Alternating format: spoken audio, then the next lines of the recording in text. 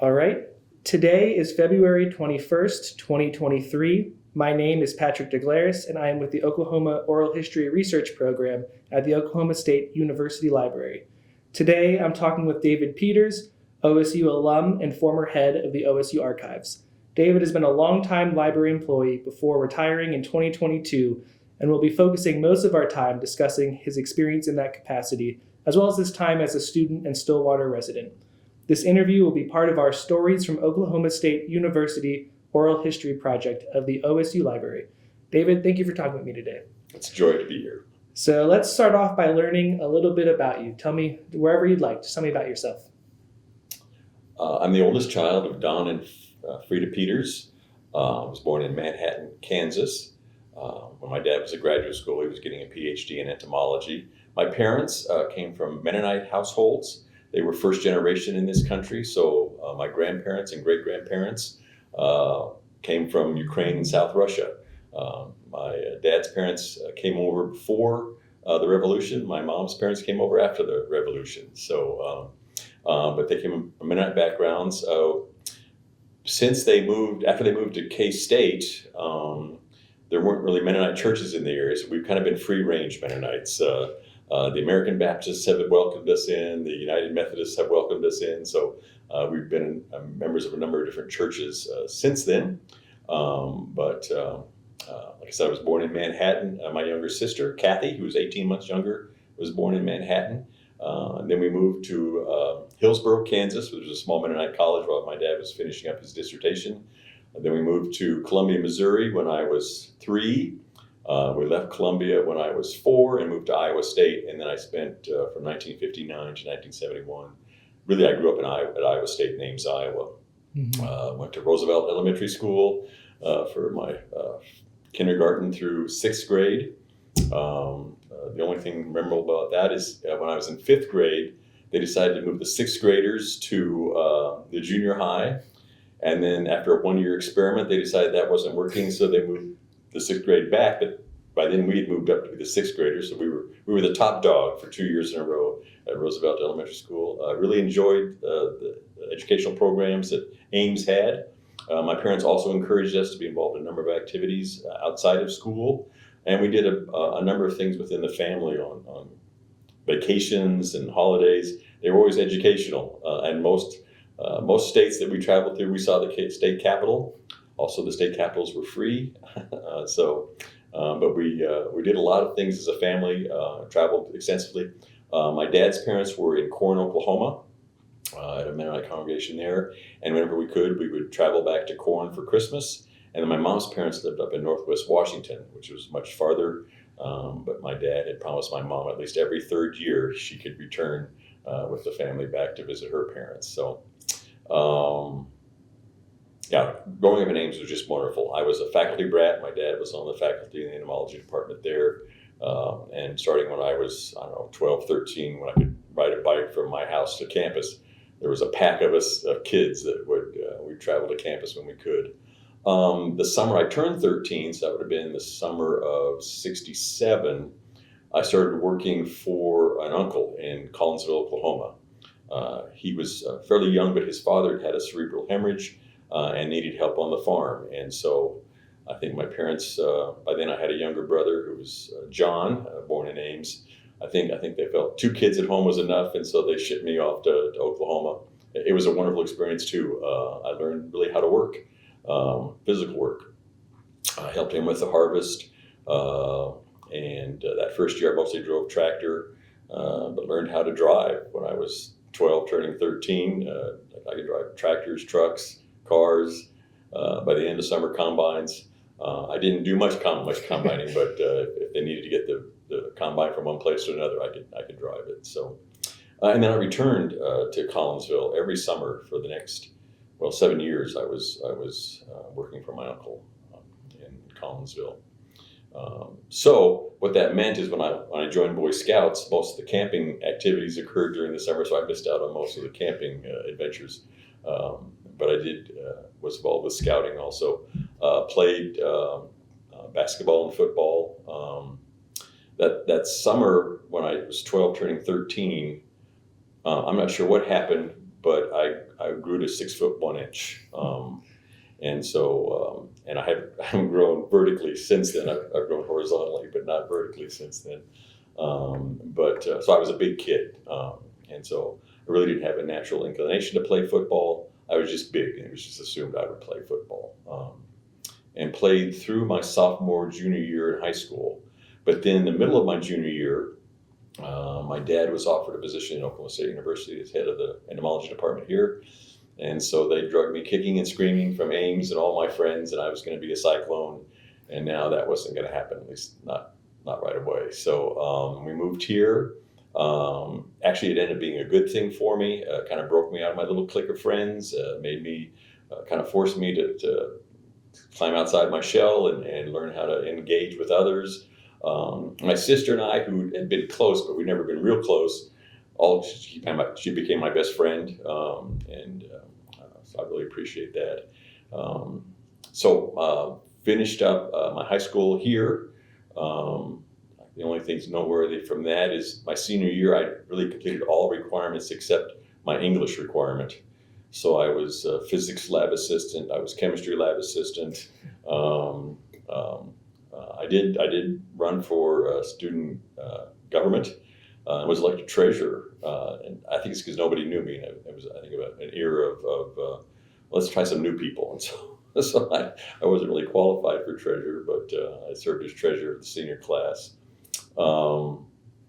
We had a sneak at the end of the year that caused great consternation from the administration, and all the seniors missed school that day. They went out to Lake Carl Blackwell. It was called Project 72.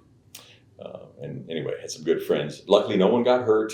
Everyone returned safely. It could have been a disaster situation, but at the time we weren't thinking of that. I guess I was 17. Mm-hmm. But as treasurer, I made sure all the bills were paid, but I didn't know that we had to pay for the senior portion of the yearbook. And so now we were short, and got called into the principal's office for that, but we survived it. Yeah. So then after graduation, headed off, well, that summer, worked for my uncle again in Collinsville, and then headed to Tabor College, a small Mennonite school in central Kansas, in Hillsboro, where my parents had met and gone to school. And it's a beautiful place, very conscientious folks. It's a small college, and I was used to a much larger environment for college and university activities. And so I probably didn't give it enough of a chance, but it wasn't because of the school's fault. It was just I had other expectations for what a college was. So I transferred here at the end of my freshman year, and then I went to school here for 3 years, almost 4 years, started off as a social work major at Tabor, then changed to sociology, then changed to history, and then geography, and finally had an advisor who said, "David, there's a major called social sciences, which means you need to take so many hours in economics and sociology and psychology and geography and stuff." And I said, "I think that's it." I started working on a degree in that, and in that I started also working on a area studies certificate in African studies. And I met a gentleman in the faculty of geography named Gordon Motsky. And Dr. Motsky had been a Peace Corps volunteer in Africa. And so he had a goat roast in his backyard, invited the whole class to attend. And the churches I had attended through the years, we would have missionaries who would return from Africa, and we'd have African students, both at Iowa State and here, who we would engage with. My father was also interested in international activities, and so we'd always had international students in our home, especially during the holidays.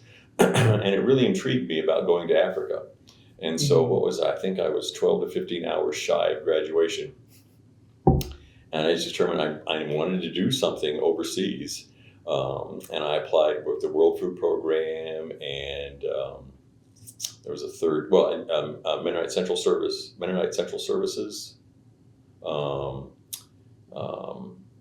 and the Peace Corps. And the Peace Corps said they'd take me, and they really didn't care that I didn't have my degree yet. They were more interested that I had an agricultural background. and I wanted to be an agricultural volunteer. So they started sending me possible assignments. I originally hoped to go to East Africa, but the assignment in Sierra Leone, West Africa, kind of intrigued me. So I took advantage of that, said that's where I'd like to go, and they accepted me. And so September of 1978, I headed over to Sierra Leone. I might stop you there because there's a few different points I want to elaborate on. Okay. But we'll get back to Sierra Leone. That's fine. Stop me at any point. I'll just keep yammering. I don't think I realized your earlier connections to Oklahoma. So you talked about your uncle and your grandparents. So my grandparents were in Corn, Oklahoma, and then my uncle. Corn is near Weatherford, southwest Oklahoma, and then my uncle and his wife Hilda, who's my mom's sister, they lived in Collinsville, which is north of Tulsa. Okay. And at the time, the area between Collinsville and Owasso, and then Owasso to Tulsa, was rural.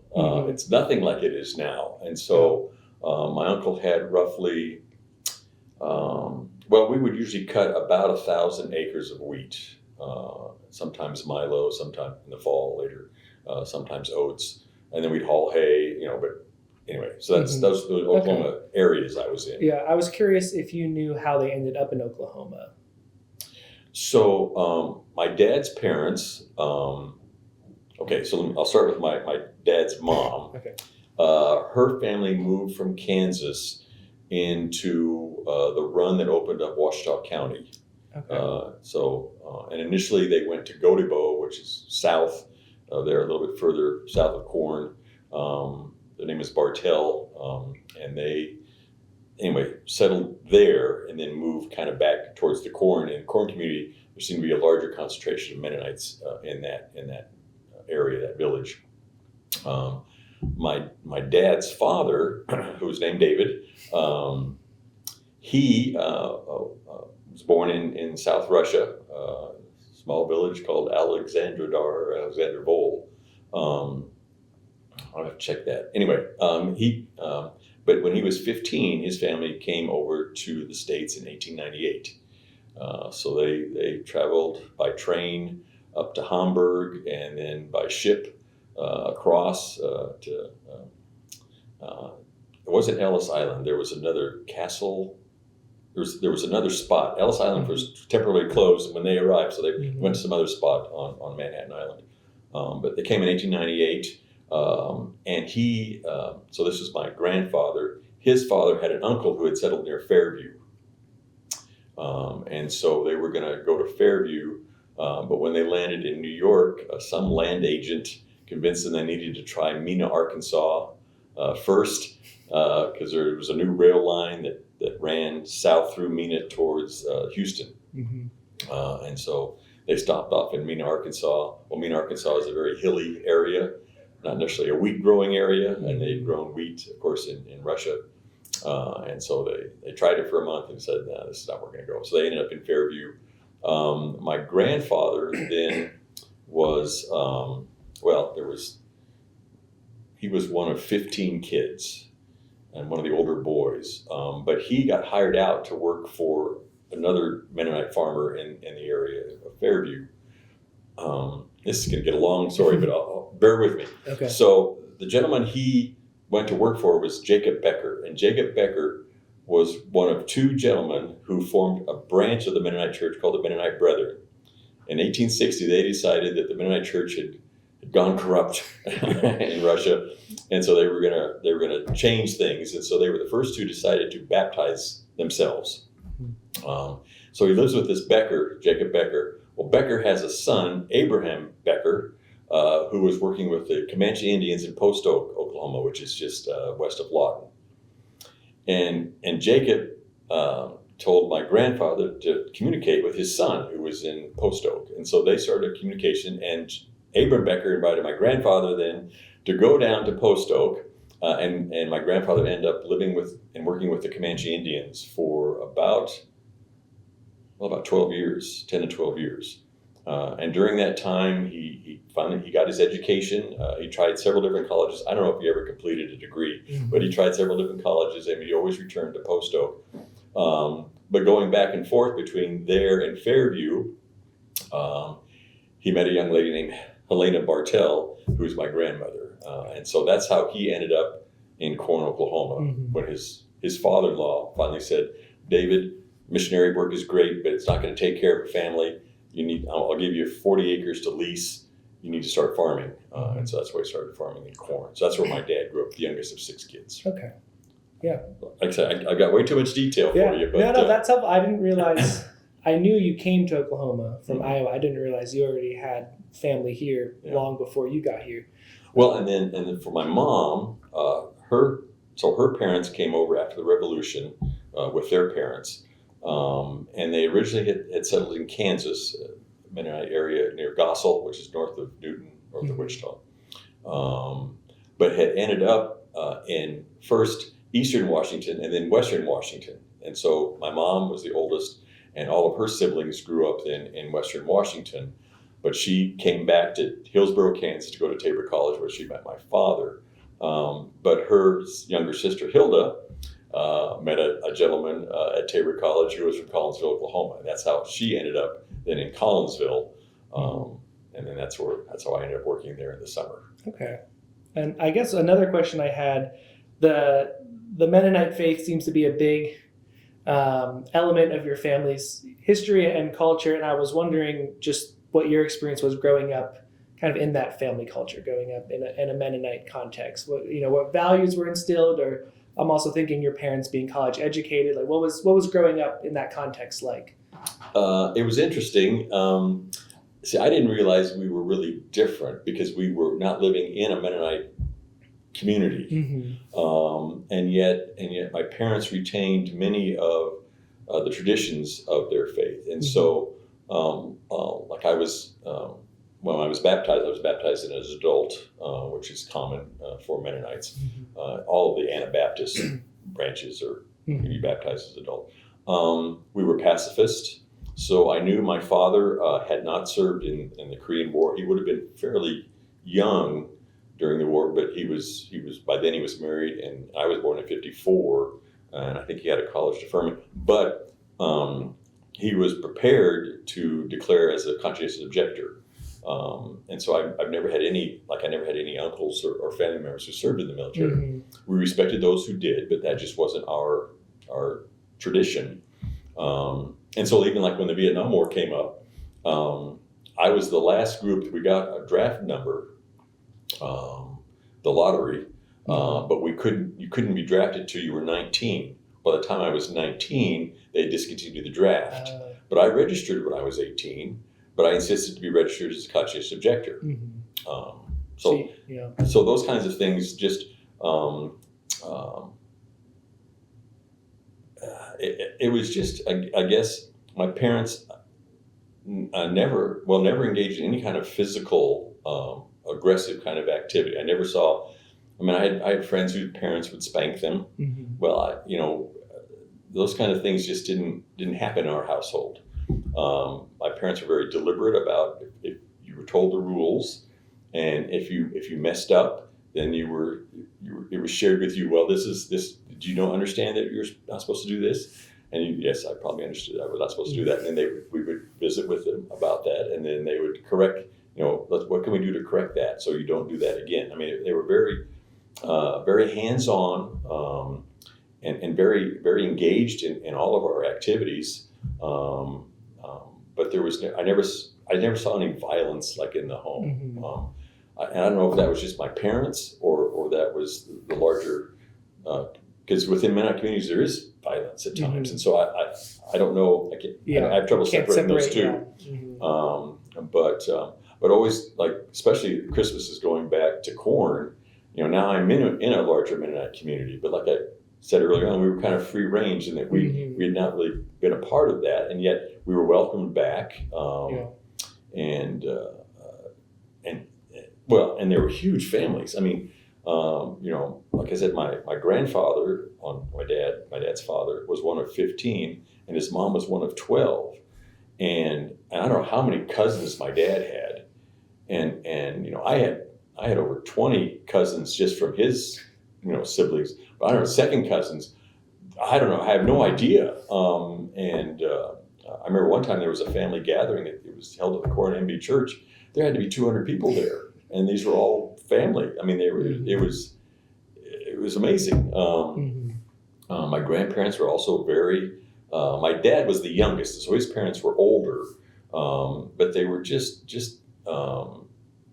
gentle people, hardworking, but just and I remember even with all the flurry of Christmas and all the cousins and stuff being there, each of my grandparents would always make special time for us, and so I'd have maybe it was only 10 or 15 minutes, but they would just focus on just you, and so I really had a special relationship. And I think part of it was too. I was named for my grandfather, so I got the benefit namesake. You got some more attention. I got a little bit of that too. Yeah. And he was an interesting character.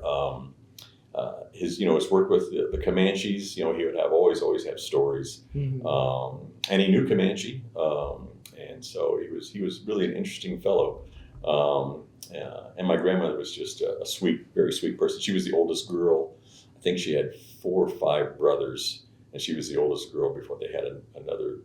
She had a sister, but it was just a very caring environment. All of my dad's siblings were engaged in agriculture in some way, either as a spouse or. Yeah. So, what made your parents? I have maybe 1 or 2 questions about upbringing, then we can change. What made your parents decide to pursue college? Was it college or work on the farm, or kind of? It seems like you said a lot of your family has an agricultural background. Right. So what motivated them, as far as to kind of go a different route? I think for my father, I think he went to college with the intent of being a biology teacher, and he was going to go back and teach. Like at a high school, like Corn, Oklahoma had a Corn Bible Academy, which was run by the Mennonite Church. I think his vision was to return to Corn, perhaps, and teach biology. And he was always a very good student. Did well at Corn Bible Academy, where he graduated, but then did very well at Tabor. And he had an instructor, Saul Lowen, Prof. Lowen, who was the head of the science department at Tabor, suggested or recommended that he consider graduate school. He thought he had potential as a graduate school.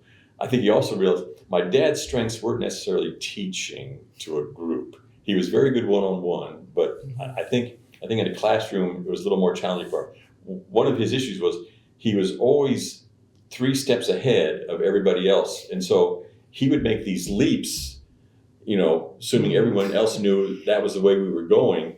But if you're new and don't understand the subject, they wouldn't necessarily follow. Anyway, I think Saul Lowen recognized that he had skills, though. Maybe teaching at the high school level wasn't one of them, or his best one. And so recommended that he consider graduate school. Then he heads off to K-State. My dad did have one, and my dad also had his oldest brother was Abe. And Abe was in Paraguay. Abe had decided to go to Paraguay with the Mennonite Central Committee, MCC, and had stayed in Paraguay. And so there was always a hint, a tinge, this desire to go someplace else or do something else. And so, anyways, and for my mom, her parents came over. When they came over, they were in their teens. And they didn't know each other. They met here in this country, but when they came over, they were in their teens. And the revolution had disrupted their education. I think my grandfather maybe got through the 7th or 8th grade, and my grandmother, I think she maybe got through the 4th or 5th grade. Their educations were interrupted with the revolution. And so by the time they got here, they were older, and I think they felt a little embarrassed, to try to go back to school when they were 18 or 19 years old. And so I think for them, education was very important. They realized they had kind of missed out. And so all of their children, went to college and graduated. But that was, I think, a strong influence on my mom when she completed high school. She had a chance to go to college. And there's this Mennonite college in Kansas that she could go to. And so they put her on the bus, and she'd head to to Hillsborough. So anyway, that's how they both ended up, I think, in education. Okay. My mom was 2 years younger than my dad. I guess she had noticed him. She was a freshman. He was a junior. I think she was attracted to him before he was attracted to her. And she couldn't get his attention. And so there was a cafeteria table. I ate there when I was a freshman, where everyone would eat, but there was a rack right outside the cafeteria where you put your books before you go into the cafeteria. Well, she observed that, I think it was his biochemistry book. He put his books on the rack. Well, the book came up missing. And so he was editor of the newspaper, and they put a little ad. I need my biochemistry book. Has anyone seen it? It's got my name in it, Well, she found it. She had taken it, but then she found it. And so, I found it with, and so that's how they met. She stole his biochemistry book. Anyway, he was 2 years ahead of her. So when he graduated and headed off to K-State, they'd gotten married that summer after he graduated. She had 2 years. I think her original intent was then to transfer and go to K-State. But then I came along a year later, and that's when her formal education ended. But she had enough classes and stuff that she worked as a bookkeeper and a treasurer for a lot of organizations. Anyway. Yeah, no, it's interesting just hearing how their trajectory, obviously impacts you once you get to OSU and everything. So that was just interesting to hear. I think my last question about your upbringing is maybe the impact of having the family that came over from Ukraine and southern Russia. Was there, you said your parents were first generation. And so did you grow up with a lot of, Ukrainian cuisine, or a sense of, it sounds like your grandfather could speak Comanche, so it seems like he was well-versed in language and English and things, but are there any stories or things from your growing up that were kind of passed along to you, whether it's food or anything else? So in southwestern Ukraine, these were Mennonite colonies they were living in also. So they spoke mostly German.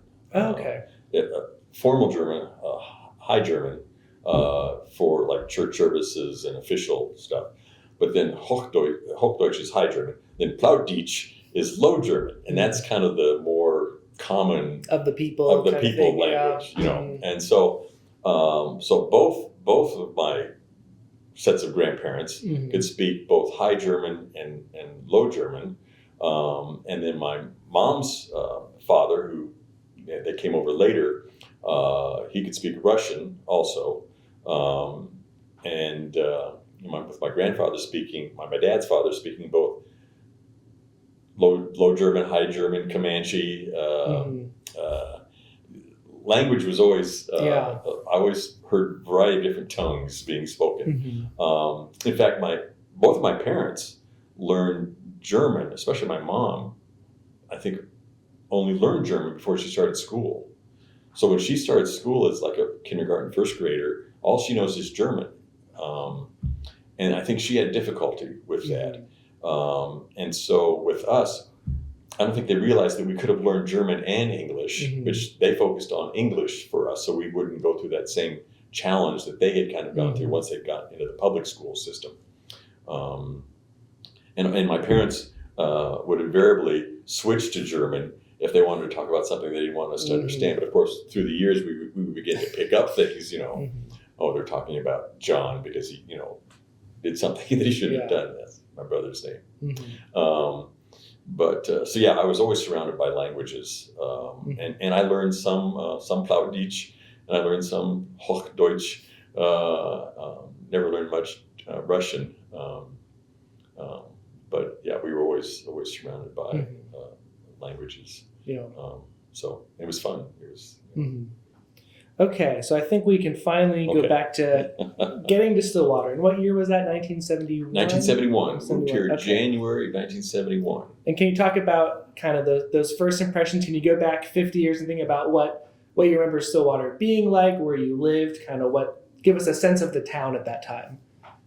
So we had a nice house in Ames. It was a smaller, but it was a nice home in Ames.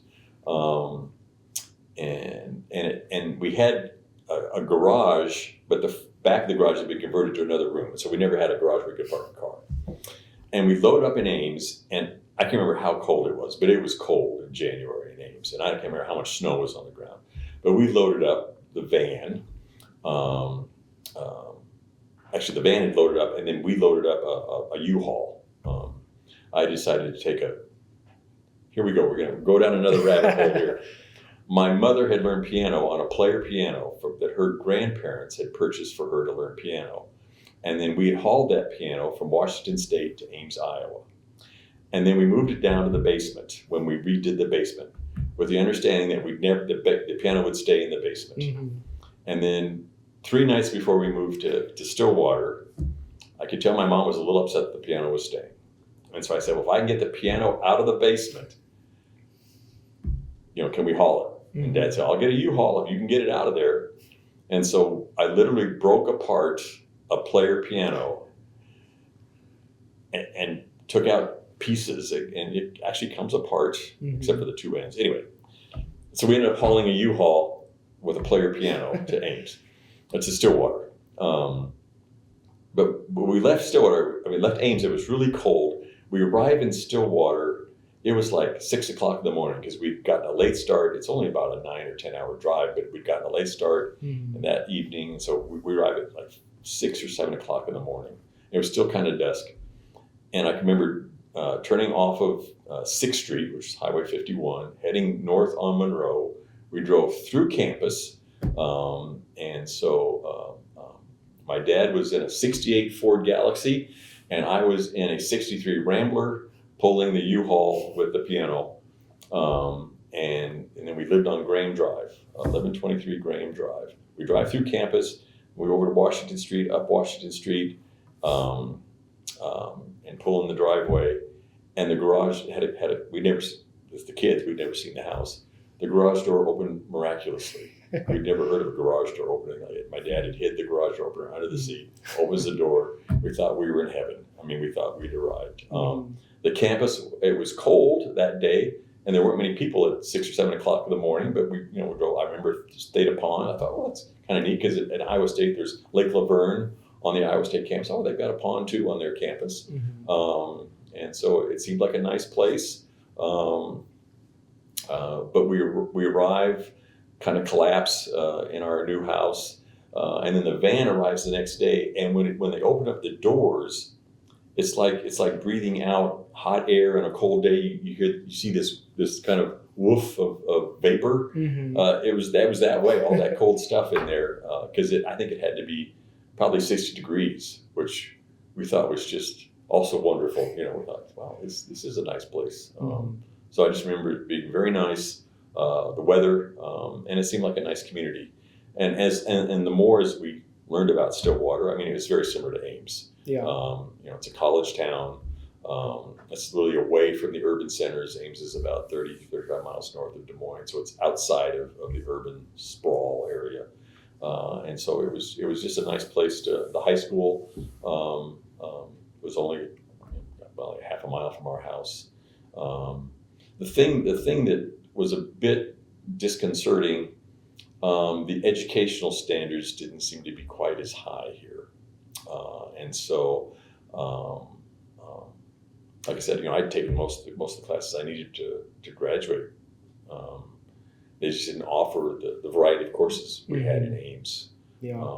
And so I wish at the time I'd been able to begin taking either AP classes or start taking university classes. That would have been much more, I think, constructive for me, because my senior year, I was the treasurer and I had fun, and I got to meet people, which was good. But academically, it was really kind of a little more disengaged. Yeah, maybe. Yeah. So, yeah. But the Stillwater community was nice. We visited various churches. Attending church was always important. So we visited 3 or 4 different churches. We tried the Southern Baptist Church. But it was different than the American Baptist Church that we had been attending. Culture shock. A little bit of a culture shock with Southern Baptists. Fine people, but we just didn't feel connected to it. But some of my sister's friends were in a dance choir at the Methodist Church, United Methodist Church, and they invited my sister Kathy to they were doing Jesus Christ Superstar, and they needed, Kathy got involved, and then they got me pulled into it. And so we started attending the Methodist Church youth activities, and then we started attending the church, and we all felt comfortable. The Methodists will take anybody. So we found a home at the First United Methodist Church here in town. The minister was named Peters, and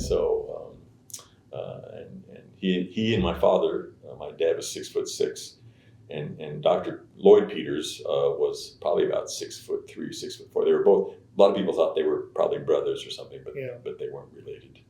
So anyway. So tell me, can you talk about town, like where your parents would do the grocery shopping, where you would go for fun as a teenager? Like, talk about the town a little bit more, like those. Okay. Those kind of things.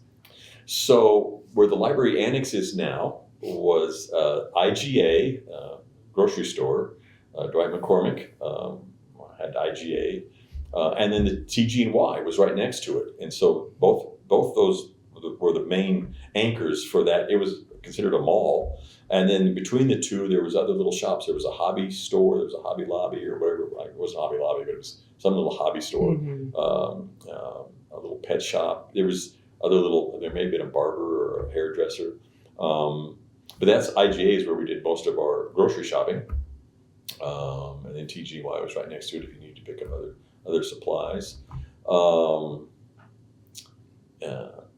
My mom would take us to Penny's once a year, which was downtown, to get our wardrobe for school. For me, that was just for my senior year, but we usually have one major shopping trip to get ready for school. But most of the stores were downtown, and so that's where we would go for most of our shopping. There weren't all these little malls around town like there are now. There were a few, but not very many. Hideaway, I got introduced to Hideaway Pizza in 1971. I've been a faithful follower ever since. Probably part of the reason why I've gone more horizontal lately. But always enjoyed Hideaway. And when I went to Hideaway, it was just south of the Episcopal Church. There was a smaller building. I think the Episcopal, or maybe it's the University Heights Baptist, but have converted that into like a little coffee shop now. Yeah, but that's where the Hideaway was. Golly, what was the Sirloin Corral? Was a nice place, for students, kids to hang out. The Sonic, there was kind of a drag on Main Street between Sonic and the high school. Kind of make a loop back and forth between those two, because the Sirloin Corral was north near the high school, and so you loop through those parking lots and. Trying to think of other places. The Ancestor was a nice restaurant on the south side of town, on South Main. Latigo's Hickory House on the east, I think. There were places where you could go and eat. There weren't as many fast food places as there are now. Pizza Hut was an early. And what was the one on 6th Street? There was one. On 6th Street. And Brahms had its first store right before that intersection of 6th and Western. There's still like a Cleaners there or something now, but there was a Brahms, or I think there's been a vet. Was that kind of the outskirts of that town? That was kind of the edge point? of town. Yeah. But Shakey's Pizza was just a little bit further down heading west on 6th Street. But there weren't all the car dealerships and stuff out there. There wasn't any of that. I'm trying to think of what other, not there just being Mexican restaurants. McDonald's came in. That's the one closer to the high school. Was the first McDonald's in town. Between McDonald's and Sonic. And then Sandy's Drive-In. It's where the Thai Cafe was a Sandy's drive-in. And I think it may have been a Hardee's for a while or something, and eventually it became the Thai Cafe. And A&W Root Beer. There was A&W Root Beer, and there was a Dairy Queen. There's a real estate agent now, I think, where the Dairy Queen is. It's on the corner of Virginia and Maine. So there's a car wash just to the north of it. But there's a little, I think it's a Century One Realty, I think, is in the old Dairy Queen. Okay. Did you, at the time, was it as common? Did you kind of have all your needs, shopping needs met kind of in town, or would you commute to Oklahoma City and Tulsa like you do today, or? We would go to either Tulsa or Oklahoma City probably once every 2 or 3 months. Okay. Not regularly, but we would go. And usually if we went to Tulsa, we'd be meeting my mom's sister, Hilda, and her family would come down from Collinsville, and we'd meet them. And sometimes in Oklahoma City, we'd meet my dad's family. I think part of the reason my father accepted the department head, initially he turned them down. In fact, when he turned them down, he came back through and saw me in Collinsville and said, "We're not moving, Dave. It's okay. We're fine." And then by the time I got home that summer, they had convinced him to come down. But I think in the meantime, also his father's health had kind of declined. Okay. And so I think the family wanted to be a little closer to my grandfather. So that may have been part of it too.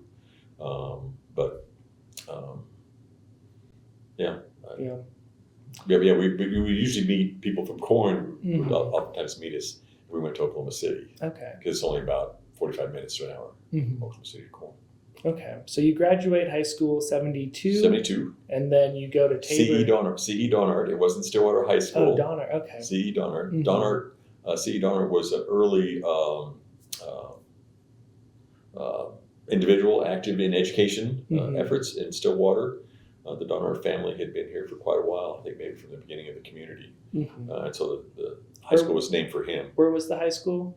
It's where it is now. Okay. It's a little bit different. We didn't have the auditorium area, and we didn't have all the athletic stuff that we do now. They just added a wing on the kind of the northeast side that was for ninth graders, which I think is kind of interesting that now they want to use this latest proposal with the bond is to kind of convert the old high school now to kind of a ninth grade center, and then create a senior high to the north of that. But they just added that. But it's got the same location where it is now. Yeah.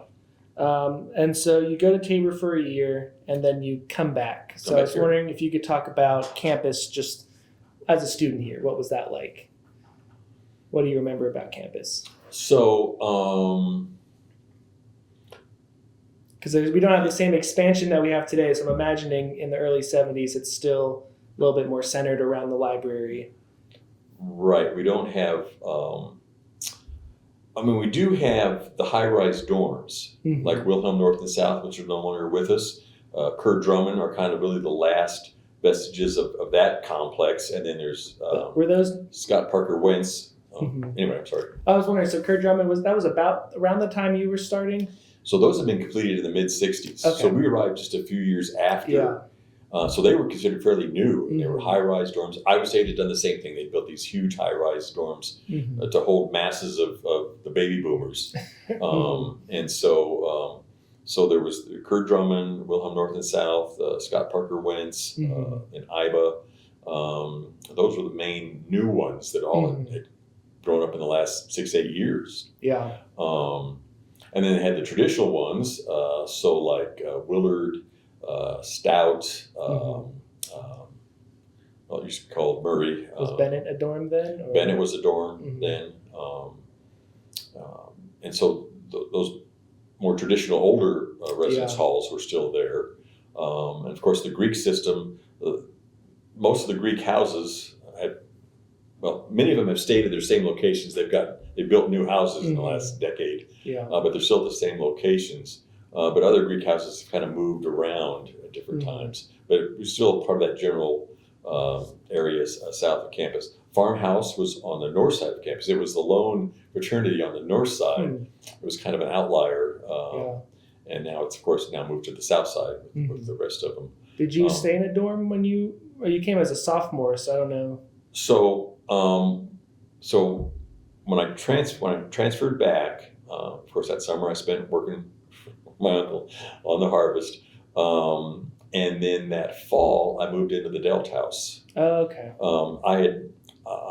I was a late pledge, so I think I pledged. It was May. It was like May. I had probably the easiest pledgeship of anyone ever in the history of the Delt House. And because there were 5 or 6 guys who hadn't made grade, grades, and so they hadn't been initiated that first year.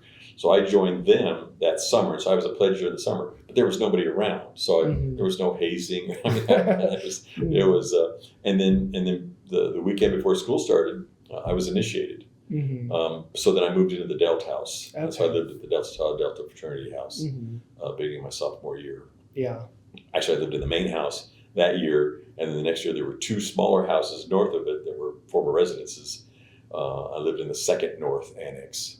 I had for my last 2 years. So I was a part of the Delts, but I didn't really live in the house more than 1 year. Okay. And met many good friends in the Delt House. But that's where I lived.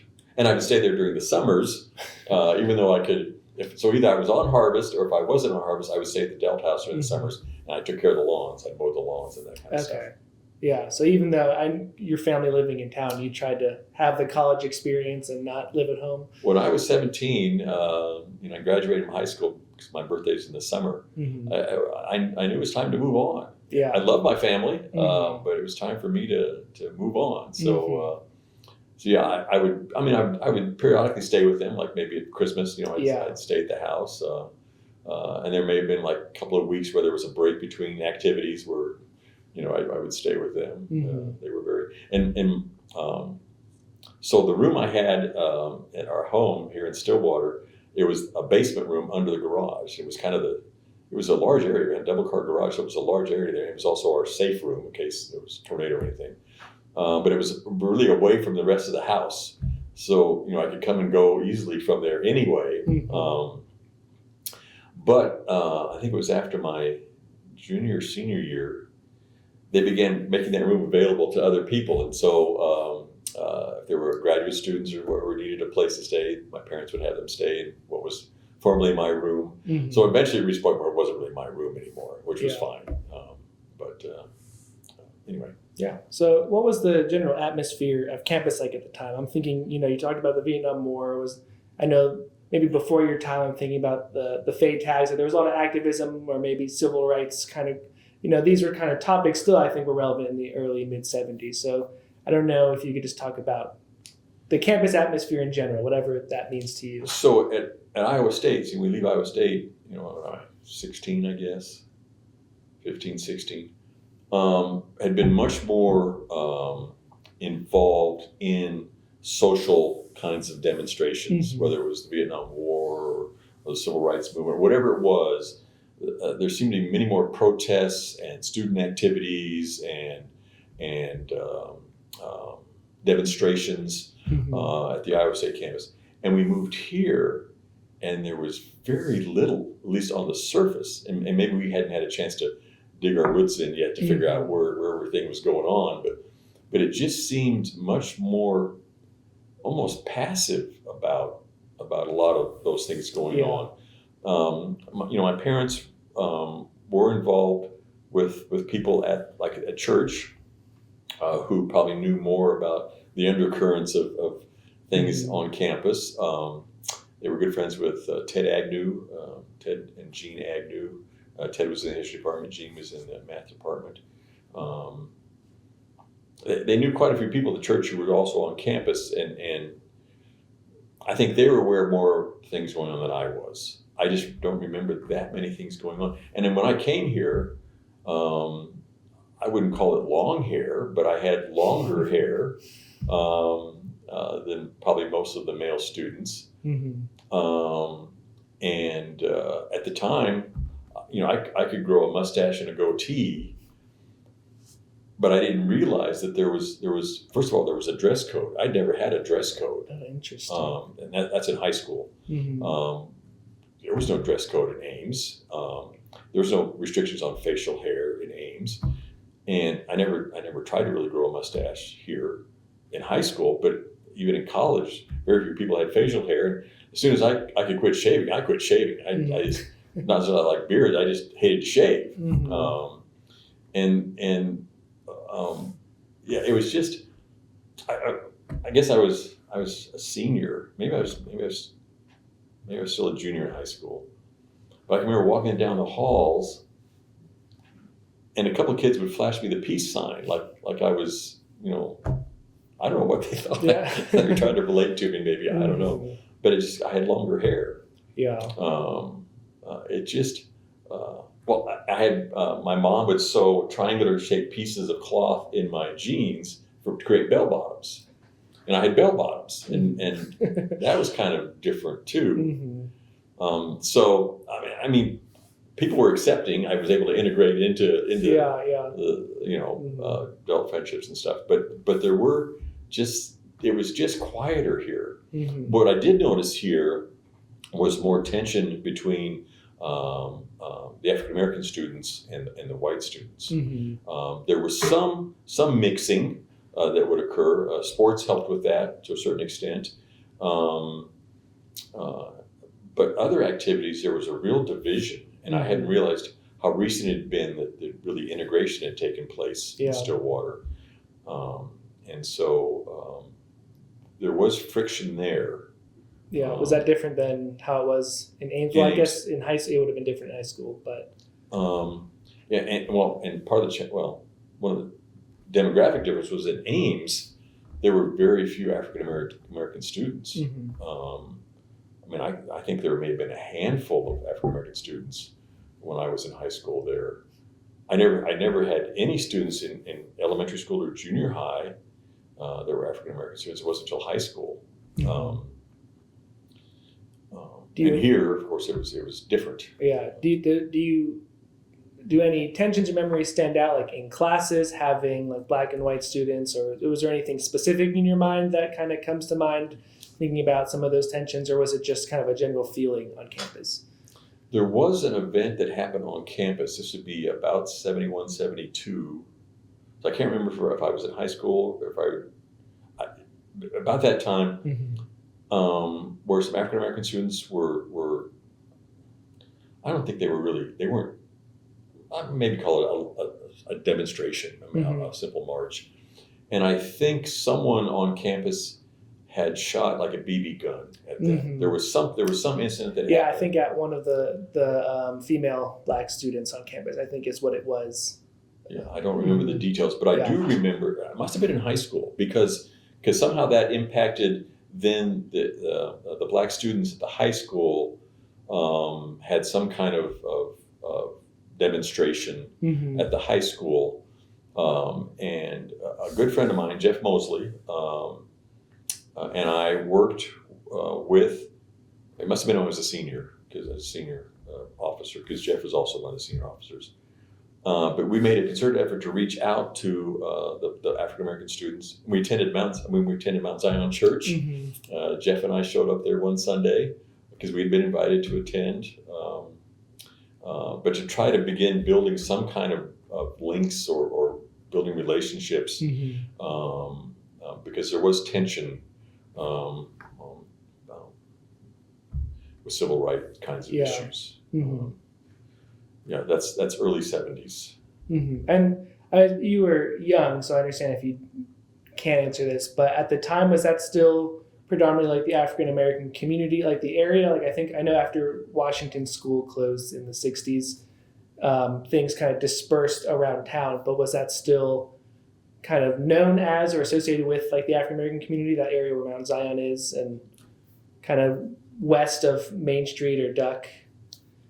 The African American community still lived kind of south of 9th Street, between 9th and 12th Street, and then west of Main. And so, in fact, Mitchell, Dr. Mitchell, Earl Mitchell, when they moved to town, I think I've heard him talk about how they were the first family to live outside of what was traditionally the black area of town.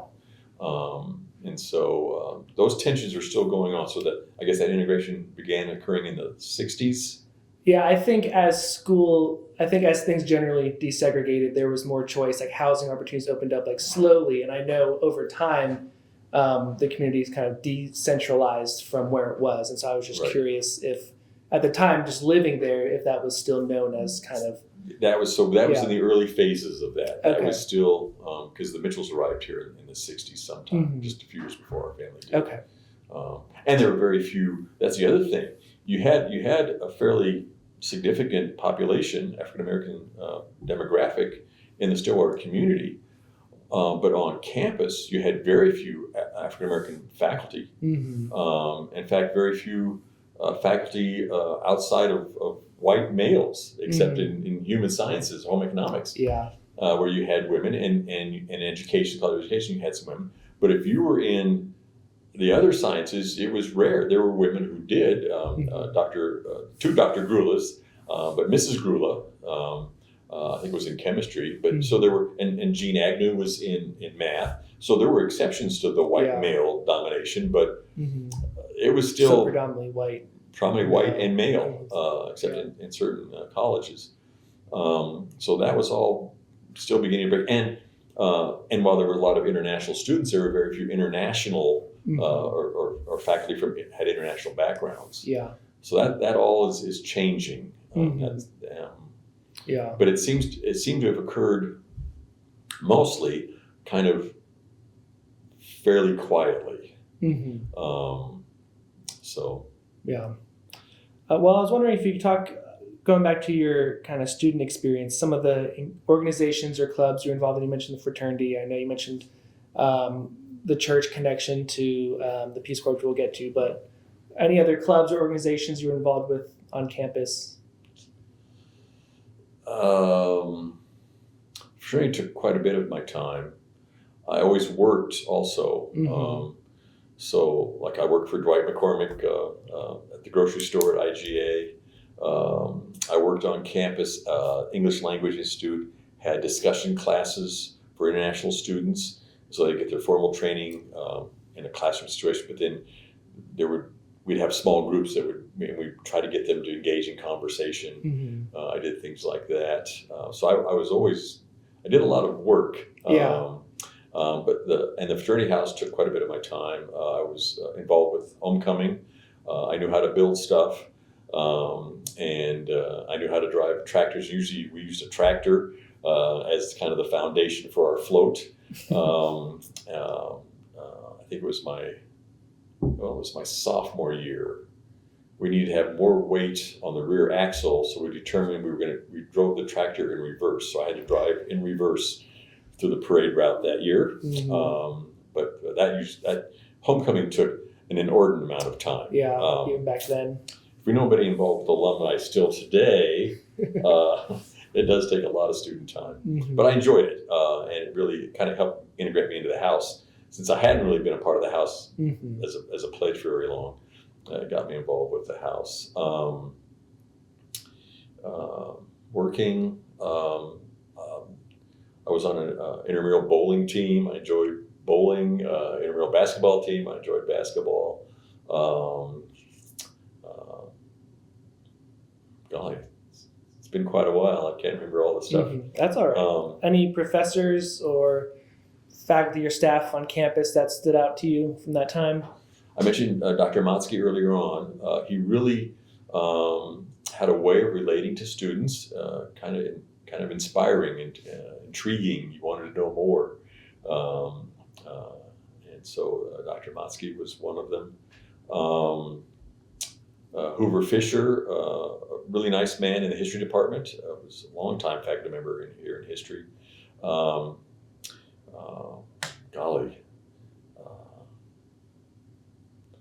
Didn't know there'd be a quiz about whatever you remember.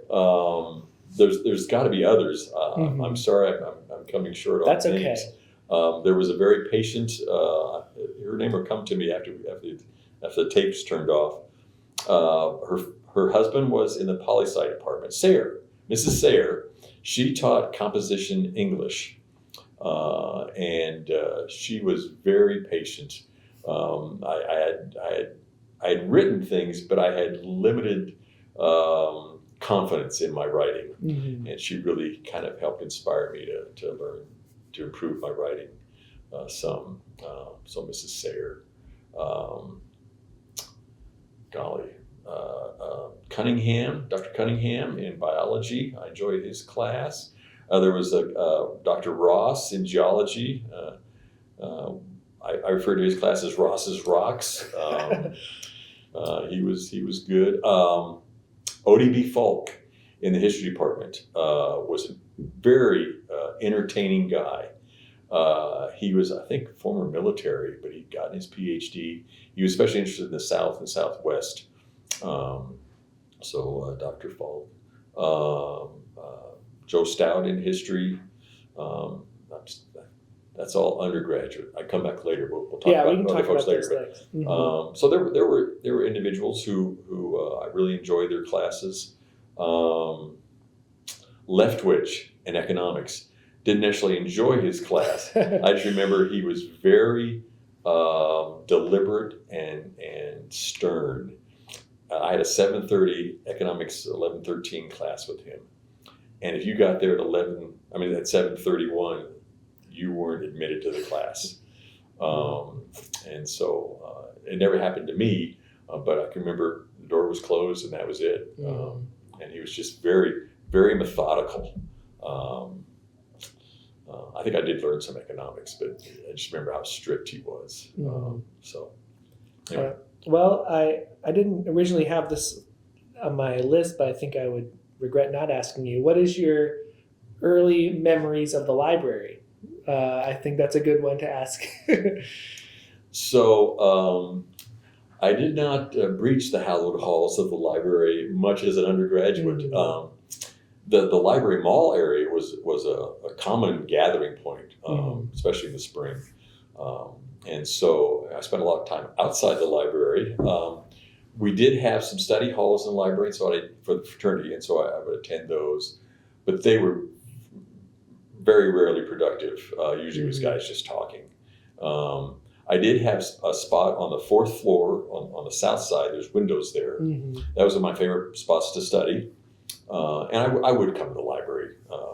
Probably not as much as I should have, but I would spend some time here.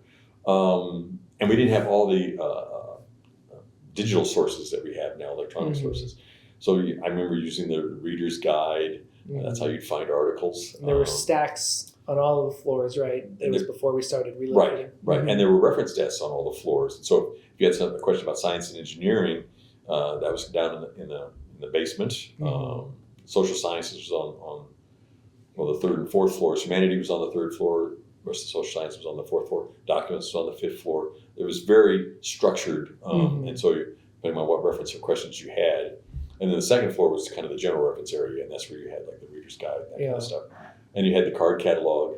And so, I'd used the public library in Ames. I never really used the Stillwater Public Library, but I used the high school library. So they didn't, that was another thing. High school library just didn't have much compared to what I'd grown up with in Ames, both at the school library and the public library. But then I'd also used the college library when I was a senior in high school, because my dad would get me access and he could check things out. And so I did use it.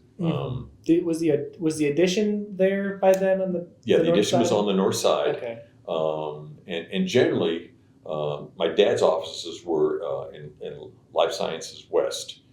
So usually we'd park in that little parking lot there, but physical sciences and Life Sciences East, there was that small lot there. Occasionally on Saturdays, he always came into work on Saturday mornings, which I would come with him. And I'd go over to the library and work on class projects and stuff, usually by myself. Okay. So I did use it. So if we want to go back, was it Dr. Motzke who had the Peace Corps Gordon background? Motzke. And so if we want to go back to that, I think you were talking about you didn't end up graduating yet when you decided to join the Peace Corps. So if you want to go back to that and talk about that experience of signing up. And another gentleman was James Lawler. Dr. Lawler was, I think it was James. Dr. Lawler was in the poli-sci department. So I talked about that area study certificate. So I had Motzke taught African geography. I had African political systems with Dr. Lawler. So I got exposed to that. And the question was? Going back to just talking about that experience, I think I stopped you right before they were giving you different options and you were hoping for East Africa. So just kind of get us back to that point. So I'm really wanting to go to Africa. So that summer of 78, I'd applied to these different organizations just as a whim, kind of, if nothing happens, I'll just keep going to school. If something happens, I'll go if I can. And so, that September of 78, that's when I head to the Peace Corps. And to my parents' chagrin, because like I said, I was 12 or 15 hours short of graduation. I think they'd hoped that, finish it, David, then go. But I was bound and determined I wanted to experience another culture, another part of the world, and especially in Africa. So let's see, flew from Tulsa to Philadelphia. We had a week in Philadelphia. We were human pin cushions. We got all of our shots, final shots and stuff. Got our introductory classes, some language classes, culture classes, and then we flew to out of New York City. That was for me the most dramatic cultural experience.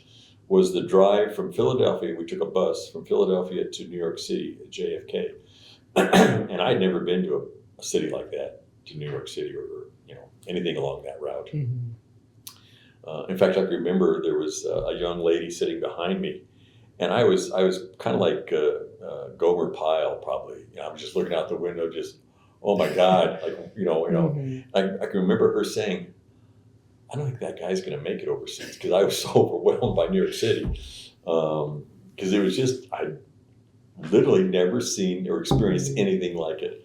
I don't know what bridge we went across to, but we get to JFK, and then we fly out of JFK, and we landed. I think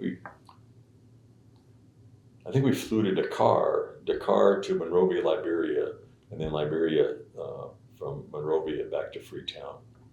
And then we spent a week in Freetown at Fort Bay College, which was kind of up on a hill above the main part of the city, and get really immersed in language, especially language classes, cross-cultural classes.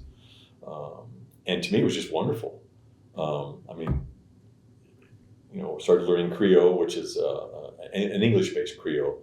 The French Creole, like you see in New Orleans and stuff, is more based on a French base. But in Sierra Leone, they have an English-based Creole, and so you start learning terminology like a phrase "outy body." Outy body is "how's the body?" If you break it down, that's a greeting, kushio.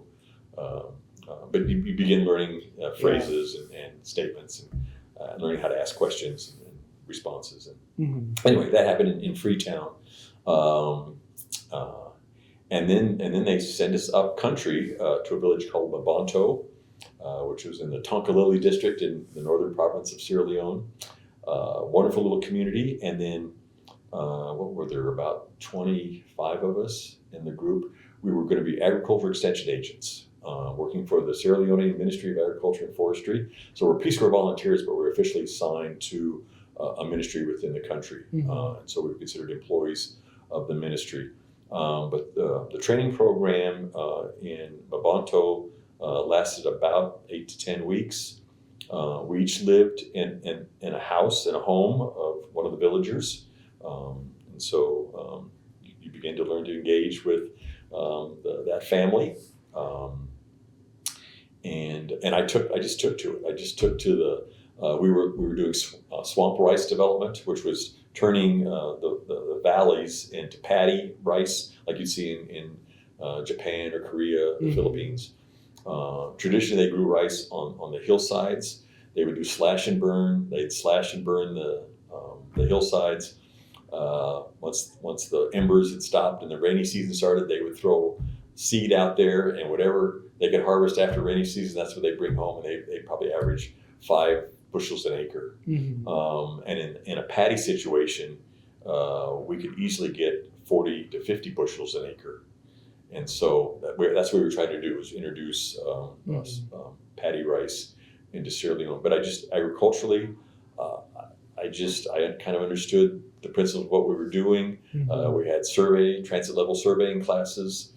So I learned surveying. I knew how to use a hoe and a shovel. And so, to build paddies and then drainage ditches and stuff, just all the technical stuff came to me fairly easily. The cross-cultural and language was more difficult. Yeah. And so I learned, phrases and stuff. But to interact, I just felt limited, especially initially. So that was a little bit more of a challenge. But the classes were good. We really built a kind of a strong community of volunteers. And training with us were Sierra Leoneans who were attached to the ministry. And so we got to interact with everyone. We all ate together in a big, it's called a bafa. It's a kind of a palm frond covered structure, but we all ate together, and we did a lot of community exercises together, and classes were together. And the Sierra Leoneans would work with us one-on-one on language things. And so training was really a marvelous transition for me. And I felt very comfortable in Sierra Leone.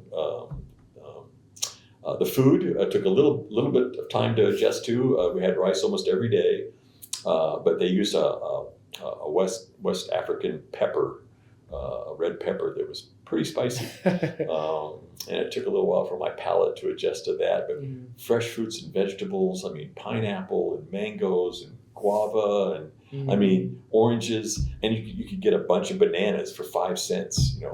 They had ground nuts, peanuts that they would roast. You could get a cup of peanuts for 10 cents. I mean, it was just ridiculous. Yeah. But the food was great. The people were just marvelous in the village.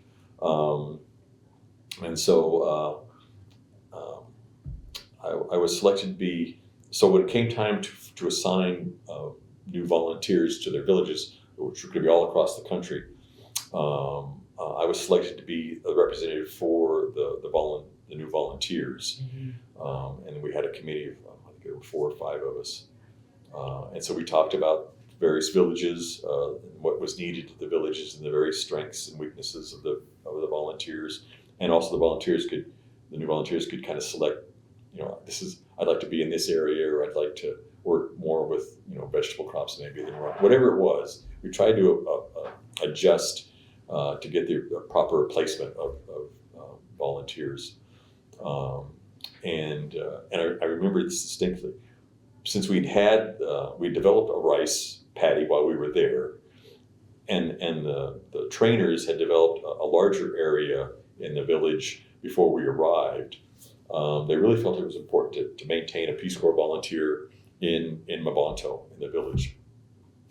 And so the guy, his name was David Sasserville, the guy who had just shone above all others in everything, in cultural classes, language classes, technical classes, David Sasserville was the guy. And he wanted to be in Mabonto. And so we said, David, you've got Mabonto. And so we all, as we get our assignments, we all leave. They got like pickup trucks. So they put like 4 or 5 of us in one and haul our stuff and take us to wherever our villages were. And this was right before, this was like December, first week is December.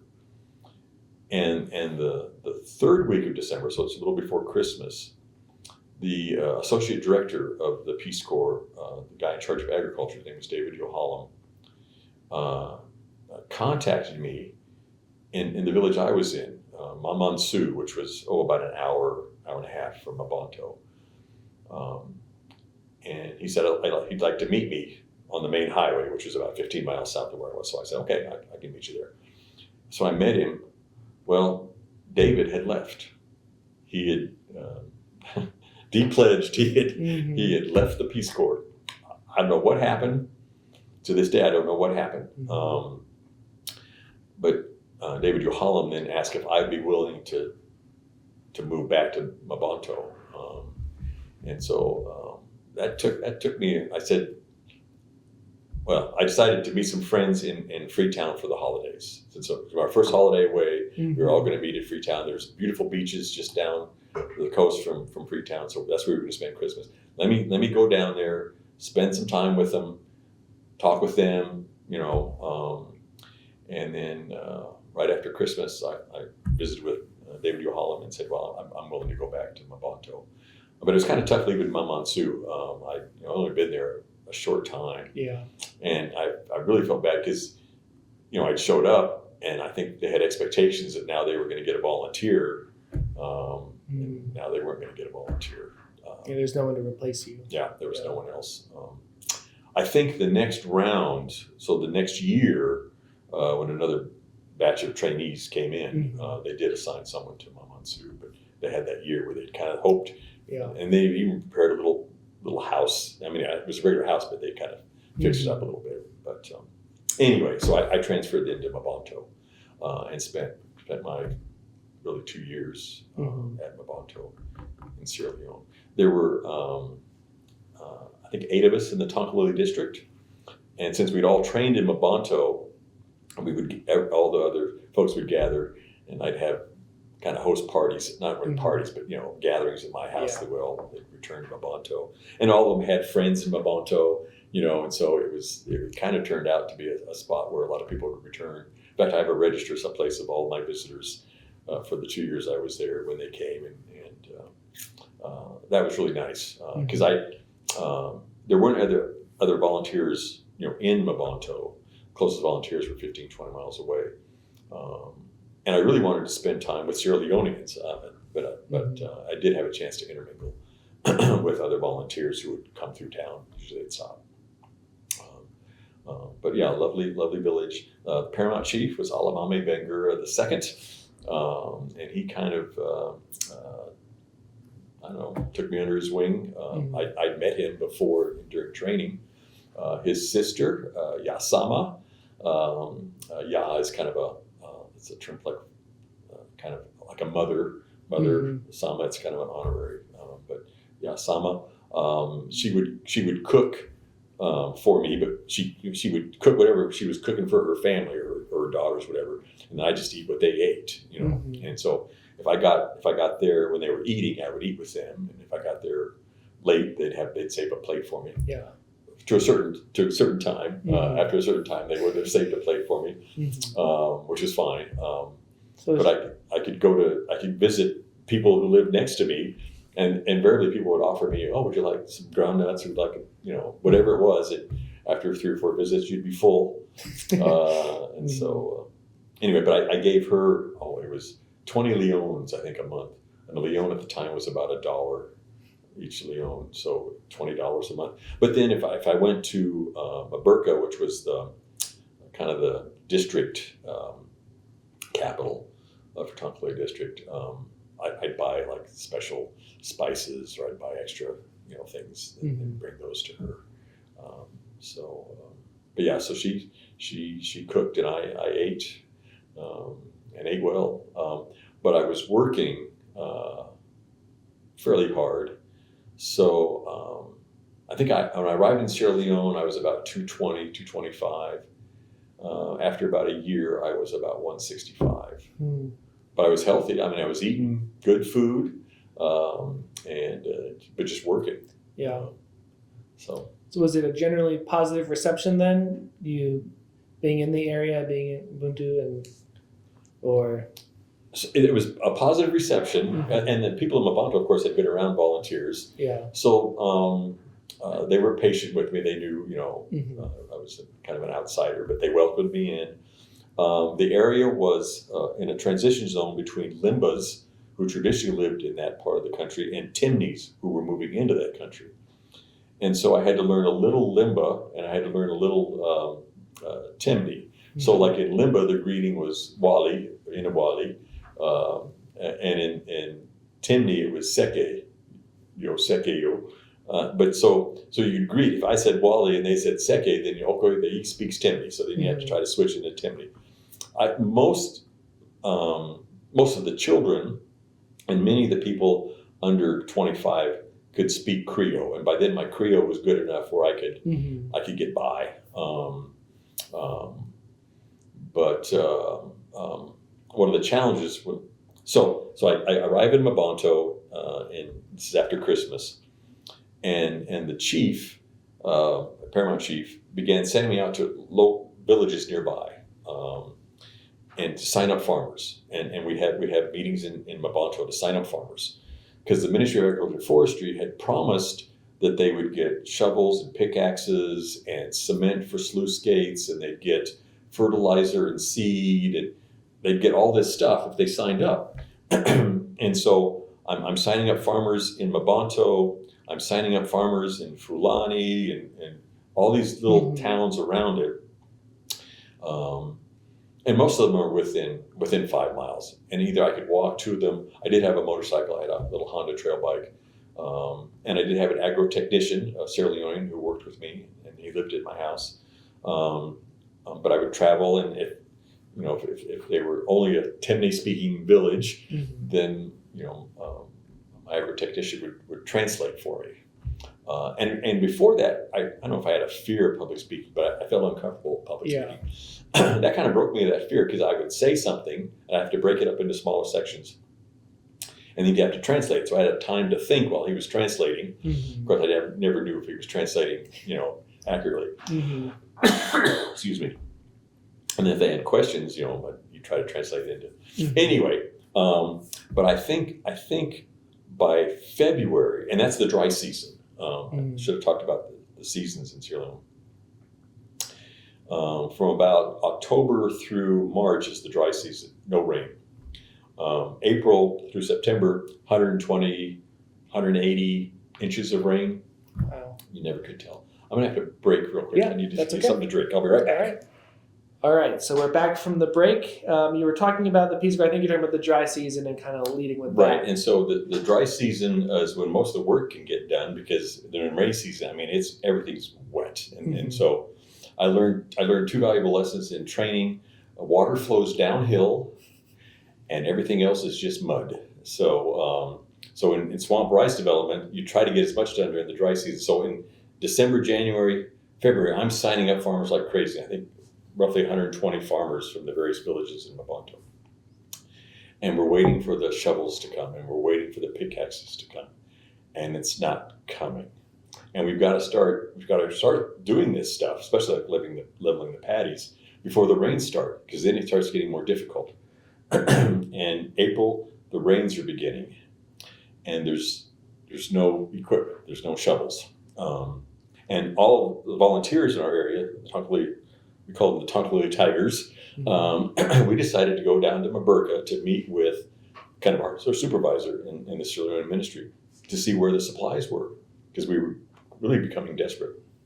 And I can remember just thinking, we'd arranged to be there, I think on a Friday, like at 10 o'clock. So they'd all come either to Bonto or whatever. And then we went kind of as a group in our motorcycles, probably like a motorcycle gang going down the road to Maburka to meet with the director. And we arrive at his office, and his secretary is the first person you came across. And he said, we're here for our meeting. And she said, okay, I'll be with you shortly. Okay, so we sat down, and she's typing away. And then she got up, and she handed each of us a letter saying the director is not here today, and we'd have to have the meeting some other time. And we said, well, when did you know this? Well, he just told us this morning that he was not going to be here. Oh, okay. And how are you going to notify us? Well, we were going to send the letters to you. But since you're here, I can just give them to you. Oh, okay. So we decided to meet amongst ourselves and try to figure out how to problem solve. What are we going to do? Farmers have expectations. We kind of have expectations. And part of the process was we would ask farmers to do certain things. And this is asking a lot of them. We're asking them to change the style of how they do agriculture, how they've done agriculture for generations. And we're asking them to do something different. And we don't have the tools for them.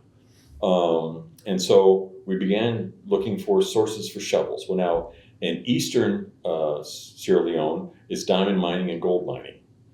There's shovels and pickaxes. We started looking at where can we get the equipment we need to start this process.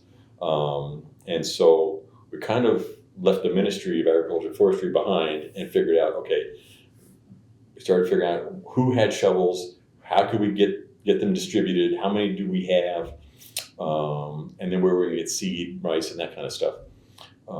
And so by the time late April comes around, of those 120 some farmers, I've got 4 guys who are still with me.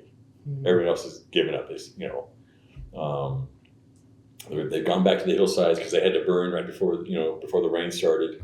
So I've got 4 guys, and I wouldn't say they were desperate, but they didn't have access to a hillside because, the land tenure structure, it's not like you had ownership. You'd have to work through the chief.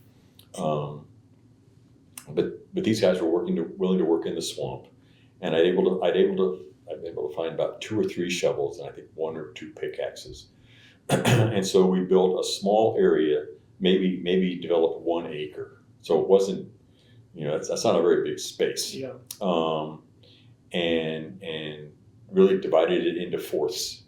And so we all kind of worked on it together, but they had roughly a fourth of it, and then I had kind of like a smaller test plot.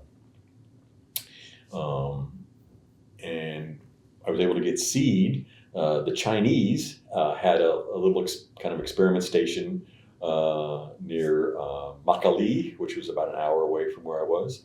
And we were all the Chinese were generous in giving us some seed rice. It was enough, at least, I just had an acre, so I didn't need a whole lot. And what you do is you create a nursery. So you nurse the rice first, so it gets about, 6, 8, 10 inches high. And then you transplant it into the paddy. So by May, when the rains are coming more regularly, we've got the nursery started. Well, I tried to get the nursery started. Yasama also happened to be the head of the Women's Society in the village of Mabanto. She's related to the chief, of course, so she's got status. Well, I found out the hard way that Yasama is the one who determines when the nurseries are established or when any kind of planting is done. I know it's a fertility thing or whatever, but once she gave the authorization, then we got the nursery started. Because I couldn't figure out why the guys were hesitating on the nursery. Anyway, so we get the nursery started, then we transplant, by then the rains come. And each of them probably harvested, I'm guessing, 10 to 12 bushels of rice on their little part. We probably got close to 40 to 50 bushels total in our acre. So here these guys, were doing better than some people had, 2 or 3 acres on the hillside of their each, and so yeah, they stuck with me, and that was rewarding. That was the rewarding part. When harvest came, and the second with the paddy, you could grow a second crop. So once the hillside harvest was done, they were done. Well, we harvested, and then we could harvest again. So we got 2 crops. I was a little disappointed. I thought these guys are going to reinvest. We'll expand. One of them bought a radio, and one of them bought a small motorbike. But it was their money, and they did the work. So it's a good case study of the, I guess, the efficacy of the paddy system, though. Right. Yeah. And so really from that point on, the next year, and we never got supplies from the ministry. Never got squat. But the next year, those guys who were, like I said, probably not the premier farmers in the village, began to be my examples for how to do things. So oh, Mr. David, you know how to do that. I know how to do that. Well, yeah, Abdullah knows how to do that. Muhammad knows how to do that. And so I don't know if I impacted their status in the village or not, but they could then demonstrate, things. And that's one of the critical lessons I learned is you don't want to take your expertise with you. If I leave with the expertise that they need to continue that does them no good. As long as they think I'm the only one who can do that, I've failed. And so thankfully, I learned that lesson. Really not conscious of it, but aware of it as this was happening. And it was all a lesson learned through frustration and trying to figure out how to create a solution for a problem. And also, these guys, stayed with me in spite of not getting all the resources, because I'm sure there were some who probably just wanted the shovels and the pickaxes and whatever. People anywhere. But these guys were really kind of special. I think it's interesting getting this kind of extension experience through the Peace Corps, I think about just being at OSU, very, heavy on the extension and ag side of things, but that wasn't what you majored in. It doesn't seem like that's what you were interested in pursuing as a career, but you get a lot of this experience. I think a lot of this probably is relatable to just extension workers, even in the state, that you got this just through the Peace Corps. It's just a really interesting kind of analog to me. And to the extreme. I mean, in the States, we don't ask farmers to completely change how they've done something for generations. Mm-hmm. We're kind of inching them along, nudging them into new developments and stuff. Mm-hmm. And this was a fairly radical change for them. One of my concerns, of course, in Sierra Leone, there are cases of schistosomiasis. Bilharzia is another term for it. But it's usually found in swamps. Well, now we're encouraging people to go into the swamp. Mm-hmm. Now, when I first arrived, we were all supposed to bring waders, and we all had these big waders and stuff. And I think for about, the first 3 or 4 months I was there, I always wore my waders. Whenever I was I wore my waders. And at a certain point, I realized, okay, they don't have waders. Mm-hmm. So I quit wearing my waders. I was fine barefooted. Yeah. I did get a case of schistosomiasis, but I was able to be treated and didn't cause any long-term impacts that I'm aware of. My wife may differ, but anyway. Just working with those, and then working with Yasama and learning about kind of the cultural aspects to the agricultural year and the calendar and when things happen and why things happen and who all is integrated into that and who makes the decisions at certain times. That took that full year to kind of come to that awareness. So it was really. I learned so much more than I taught, just by the benefit of the people in the village being patient with me, kind of, taking me under their wing, and we kind of integrated what they knew and what I knew, and see if we can do something else. I did work some with the school. There was it'd be the equivalent of like an elementary school, maybe middle school in the village, and I worked a little bit with them on some garden plots.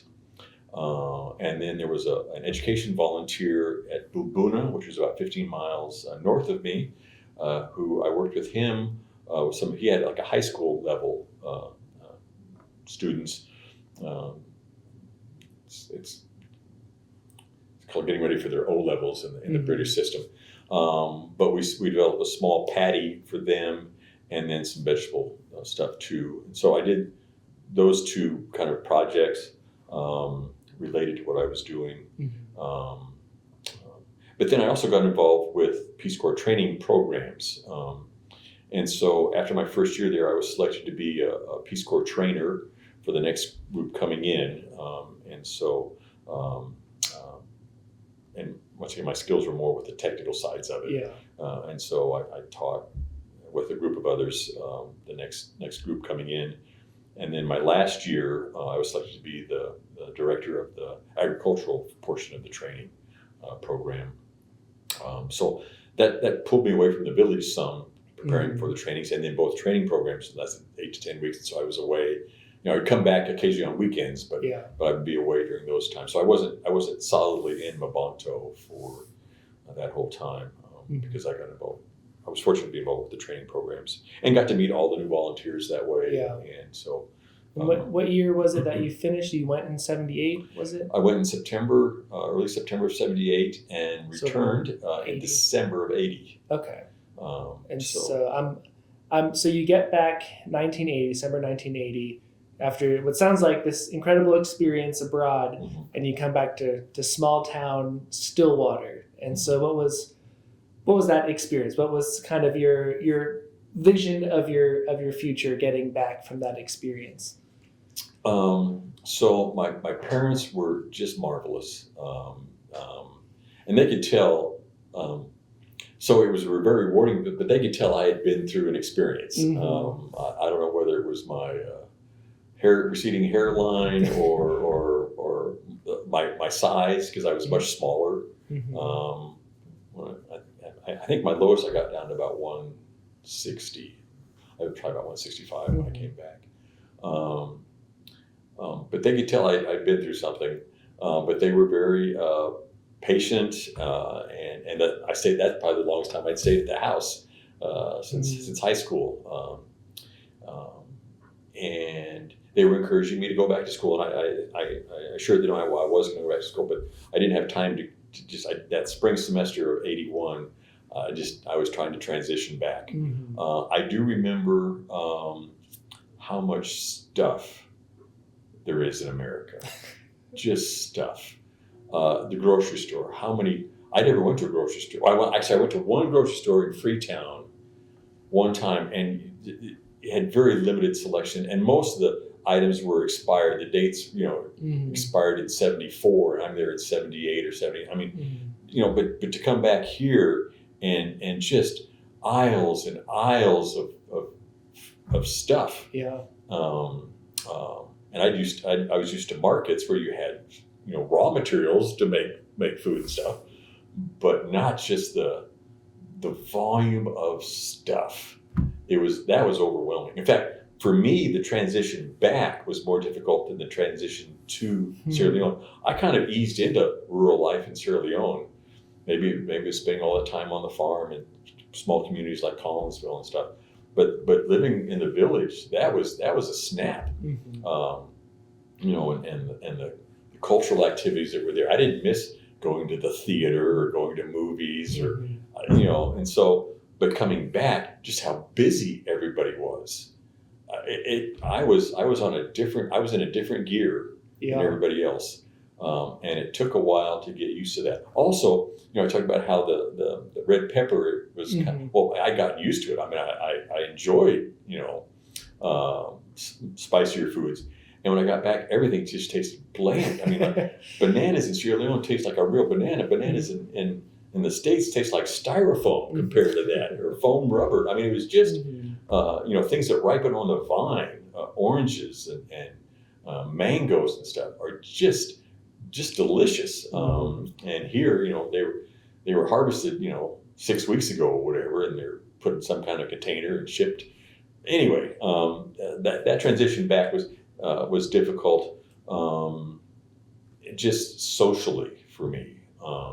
It was wonderful in reconnecting with friends and reconnecting with my family,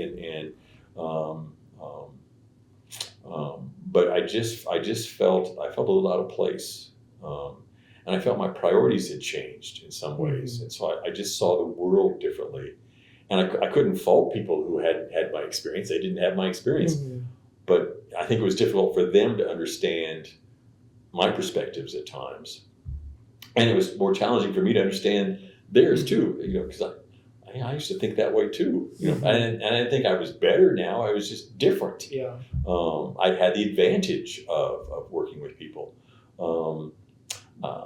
I can remember one a good friend, but said, "Well, how close are you to another volunteer?" And I said, "Well, it's about 15 miles away." "Well, didn't you miss visiting with people?" Well, there were people in the village. There were hundreds of people. There were 100 homes in that village with probably, 500 or 600 people. But he had identified people as other volunteers, rather than the people in the village. Yeah, and you probably didn't have downtime for just hours of social calls or. And even like time. I can remember when I called my first farmers meeting. It was going to be at 9:00 in the morning. 9:00 in the morning. Okay, I arrive with my agro-technician. There's nobody else there. Okay, I start looking around. I'm the only person with a watch. Nobody else knows what 9:00 in the morning is. They know it's mid-morning sometime. People began dribbling in.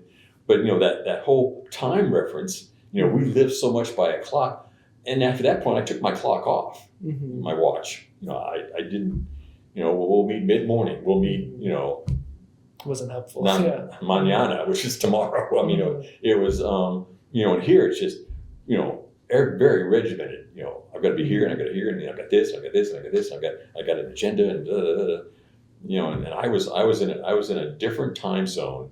In fact, my dad we created this ourselves. He said, "David, I think you're in West African time." I said, "Yes, I'm in West African International Time, which is wait." So, but yeah, it was. But eventually kind of eased back into it. Hopefully I retained some of the perspectives I gained. But yeah, by the end of that spring, I got a part-time job working at the bookstore, the student union bookstore, and began preparation to enroll. And I took classes that summer and that fall of '91 and graduated in December of '81. December 81. Yeah. Okay. So you come back, you had that rest period, you go back, and so you graduated with a degree in social sciences. Social sciences, huh? And so what were your next steps? What were you thinking of doing next? Well, I wasn't sure. I was thinking about possibly going back overseas. Several of the people I'd worked with, both older volunteers that I'd had 1 or 2 years with, before they moved on, had been exploring some options, and I was considering that. But then I also was considering graduate school, and history was always an interest of mine. And so I thought, well, until I make up my mind, I'll try to enroll, try to as a graduate school student in history. Why not ag at that point, you think? Did it not cross your mind, or no, it did. I had all those summers working in ag, and my dad was in ag. He all his summers were spent, doing research for his research efforts. And those years in Sierra Leone, working in ag, I mean, I had a lot of experience. I also realized it was hard work. I mean, if you're in ag, you're working. And I didn't mind work, and I learned some valuable lessons about life working. Yeah. But I didn't know if I wanted to do that. There wasn't a draw to the work itself. Right. Yeah. Yeah. I didn't have that connection to it. I grew up learning to enjoy biology because of my father and entomology, but yeah, it just wasn't for me. And my sister was an industrial engineer. She was the hardest working of the three of us. She was interested in engineering, and my brother, younger brother, who was the smartest of the three of us, was heading towards an accounting. My mother had the bookkeeping. I think there was kind of math stuff there, but that didn't really interest me either. I kind of headed off on my own little tangent. Social sciences kind of intrigued me. The relationships of ourselves to our own psyche and ourselves to others just seemed to be and whether that's spatially in geography or over time in history, or that was more my ilk. So okay. I still see that connection from Sierra Leone too, just relating like cross-cultural. Like I could see a lot of those connections too beyond just the ag work. And I can remember, initially like the cross-cultural language stuff was the most difficult for me, but I found really in some ways the most rewarding for me. And so there was something about the challenge of that too that intrigued me. Yeah. And so anyway, so I decided I'm gonna try to work on a graduate degree in history. And that first semester, I was admitted kind of on probation because I hadn't taken the GRE, and I had certain things I didn't have a history background. So they bring me in kind of on. I was a special student. I think that was the terminology, special student. And then I did well enough that first semester that then they offered me an assistantship. And so then I had an assistantship with the history department, worked with Dr. Hilpold. Were they your advisor too, or is that? So Dr. Rick Roars was really kind of the head of my committees. That first year, I have to select a committee once I became an official graduate student. So Dr. Roars was the head of my graduate committee. He had a background more in statistics, and which I didn't know much about either. But so Dr. Roars was the head of the committee, and then Dr. Hilpold, Dr. Bischoff, and Dr. Jewsbury was going to be the other guy because he had a background in Russian, but he was on sabbatical. Oh, who was the gentleman that stepped in? Bernie Eisenstadt, Dr. Eisenstadt, and I don't know, after so many classes, then you kind of have to declare like a specialty or an interest in what your thesis is going to be on. And I decided to write about Russian Mennonite demographics in the 19th century, 18th and 19th centuries. Part of that was Dr. Rohr's was statistics and demographics. But then, so at the spring of, that would be 82, I was more or less, I think, 1 or 2 classes and a thesis shy of getting my degree. Mm-hmm. Well, Mike Gibbons, who was a friend and kind of mentor for me in Sierra Leone, was doing a Peace Corps training program in South Carolina, and invited me to be involved working with the agricultural aspect of it. And these are going to be volunteers going to Africa, but the country they were going to didn't have training sites where they could easily do that, so they were going to train them in South Carolina and ship them over. And I think I was being paid $375 a month as a graduate assistant, and I was going to get paid $1,000 a week as a Peace Corps trainer. Wow. So the Peace Corps disrupts your education again. and so actually I worked for A.L. Nellum and Associates. It's a consulting firm, but Mike Gibbons had been selected by them to be the director of this training program. And so then I went to South Carolina that summer and just banked all of it in savings. I mean, I was putting money aside in savings. Had marvelous experience working with volunteers. There was a few of us from Sierra Leone, so I knew I had a kind of a core group that I knew, and then there was other volunteers who been in service other countries. We were, golly, a mile from the beach. Well, Frogmore was the town. Frogmore, near Beaufort, South Carolina. But then there was a beach just down the road from us. And classes were over by 3. I was usually at the beach by 3:30, working on lesson plans for the next day at the beach, and then come back for supper, and then the next morning get up and do classes and stuff. So, and actually there was a first session that was going to end about July 4th weekend. And initially I'd signed up for that section, and I said, I don't know if I can stay longer than that. Well, then I was having a good time, and it was rewarding. And so I signed up for the second session. So I ended up being there the whole summer. Golly, it was 3, almost 4 months that I was in Frogmore. We stayed at Penn Center, which was a center created by the Quakers for freed blacks after the Civil War to begin training and learning. So we stayed on, it was a small little campus, but we stayed there, had training there, and got to work with potential volunteers who were going overseas. So that was kind of an interruption.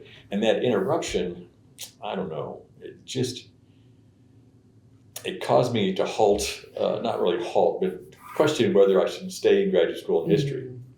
And in the meantime, I got engaged to my wife, Sarah, who we had met in high school. And we had dated some, and we were friends always.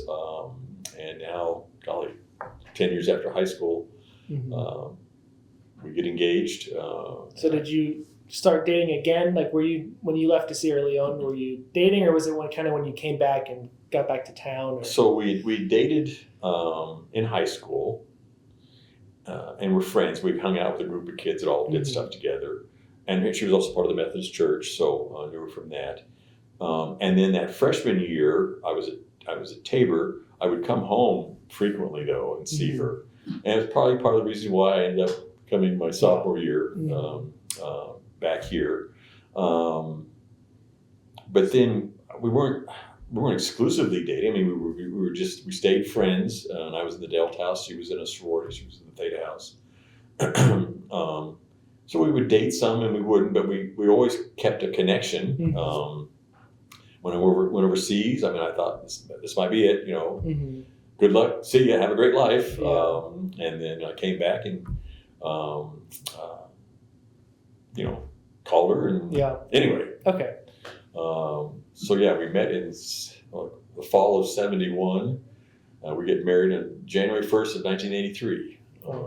So it wasn't a courtship of that long. But we'd known each other.